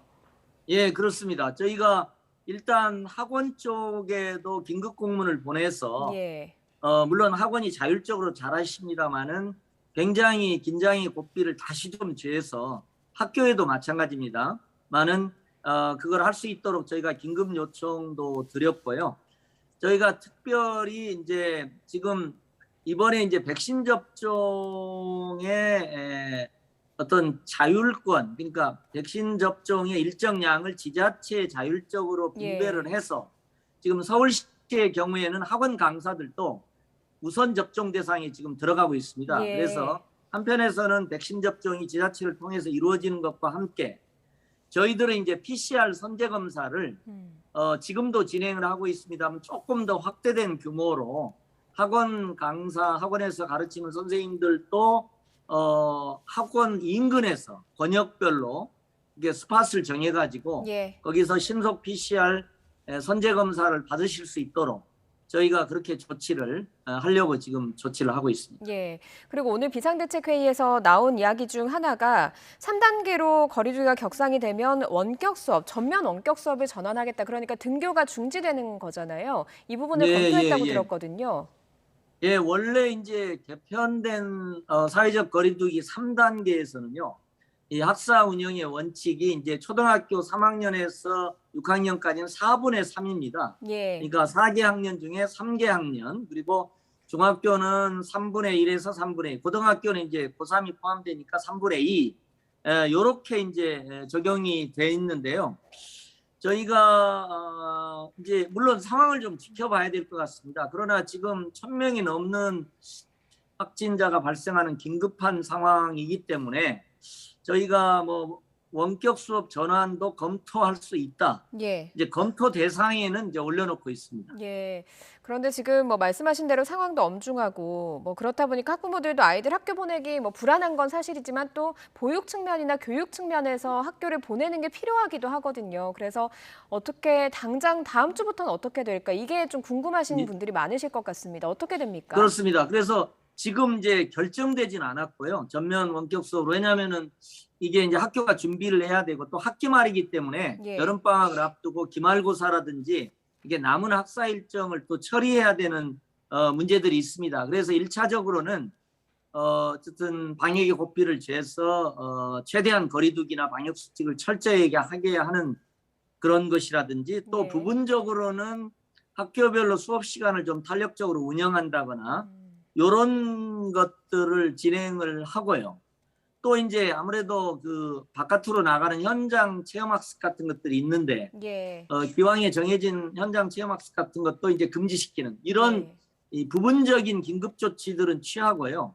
만일에 이제 4차 대유행의 상황을 놓고 조금 조기 방학을 좀 촉진하는 부분은 일단 선택지로는 올려놓고 조금 추이를 지켜보는 그런 상황에 있다. 이렇게 말씀드릴 수 있을 것 같습니다. 예. 그러면 일단은 뭐 여름방학이 얼마 남지 않았으니까 뭐 가능하면 확진자가 아주 크게 늘어나지 않는 상황이라고 하면 지금 1학기 뭐 수업 계획을 그대로 실행한다 이렇게 봐도 되겠습니까? 예. 지금 대개 7월 말 정도의 방학이고요. 예. 다른 데들은 지금 이제 7월 중순부터 시작해서 다음 주 이렇게 진행이 됩니다. 그래서 다행스러운 것은 지금 4차 대유행 위기가 좀 고조되고 있습니다만은 일단 이제 부분적으로는 방학에 들어가기 때문에 앞으로 한 2주 정도를 좀 저희가 좀 적극적으로 방역의 고삐를 죄고 긴장의 끈을 놓지 않는다면 학교 감염의 급속한 확산을 조금 통제하면서 예. 방학을 맞이할 수 있지 않을까 이렇게 생각을 하고 있습니다. 예, 뭐 방역 당국 차원에서도 그렇고 국민 차원에서도 그렇지만 교육청이라든가 학교 차원에서도 앞으로 이제 며칠간의 확진자 상황이 상당히 중요하다. 그런 점에서 고민이 그렇습니다. 많다. 좀 이렇게 이해를 할 수 있을 것 같습니다. 예. 그 지난해 9월에 저희와 인터뷰를 하실 때요. 사실 학력 격차도 걱정이 된다. 그래서 방역보다 교육 부분에서 걱정이 되는 게 많고 원격 수업으로 진행하기엔 좀 어려움이 있는 점이 사실이다라고 말씀을 해주셨거든요. 지금 예, 원격 예. 수업이라든가 이런 것들이 좀 안정이 돼 있는지 또 만약에 원격 수업이 된다면 돌봄 교실은 어떻게 좀 잘 보완이 돼 있는지 좀 궁금하거든요. 예. 지금 많은 학부모님과 또 사회에서도 우려를 갖고 있는 예. 게 사실입니다. 그러니까 원격 수업 중심의 수업이나 교육이 격차를 확대하거나 또 학습 결손을 확대하거나 이런 어떤 부작용이 있고 코로나 시대의 교육의 그늘이 좀 확대된 것은 저희로서도 굉장히 중요하고 여러 가지 통계적 데이터로도 확인되고 있는 것은 예. 솔직히 사실입니다. 이제 예. 그런 점이 있어서 저희가 이제 예컨대 기초학력 부진 학생들을 위해서 대거 이제 협력 강사를 지금 파견하고 있는데 최근에는 이제 선생님들도 아주 적극적이십니다. 그래서 예. 방학 중에 키다리쌤이라는 이름으로 선생님들이 좀 직접 나서셔가지고 아이들 기초학력 부진이라든가 학습 결손에 대해서 좀 적극적으로 보완 조치를 하고 도와주시는 그런 노력도 지금 하려고 생각을 갖고 있고요. 말씀하신 그 전면 원격 수업을 전환할 때도 돌봄 교실은 그대로 진행이 됩니다. 돌봄 네. 교실은 이제 그대로 운영이 되기 때문에 돌봄이 필요한 학생들의 경우는 예컨대 이제 이렇게 되어 있습니다. 돌봄 교실에서 원격 수업도 듣고 급식도 제공받고 이렇게 되어 있습니다. 예. 그리고 얼마 전은 탄력적 급식이라는 이름으로 말하자면 원격 수업을 해서 집에서 원격 수업을 할 때 말하자면 급식이 제공을 안 되는 또 사각지대 학생들이 있어서 예. 저희가 학교에서 원격 수업하는 학생들을 위한 급식을 별도로 하는 학교도 있고요. 그렇지 않은 학교에서는 이게 전국의 편의점 연합회, 서울의 편의점 쪽하고 해서 조금 건강 식단을 중심으로 해서 편의점을 통해서도 과일이라든가 여러 가지 그 급식에 대체하는 먹는 것들을 이렇게 구입할 수 있도록 가까이서 뭐 그런 조치까지도 지금 저희들이 하고 있습니다. 예, 알겠습니다. 뭐 사실 2학기 전면 등교 이야기까지 좀 나올 정도로 기대가 되는 부분이 있었는데 상황이 안 좋아지면서 뭐 교육감님이라든가 일선 학교에서 상당히 많은 고민이 있고 또 고육지책도 많이 만들고 계신 것 같습니다. 무엇보다 학생들 좀 방역, 건강 관리 좀 최선을 다해서 신경을 써주시면 좋겠습니다. 오늘 말씀 여기까지 듣겠습니다. 조희연 서울시 교육감이었습니다. 고맙습니다. 예.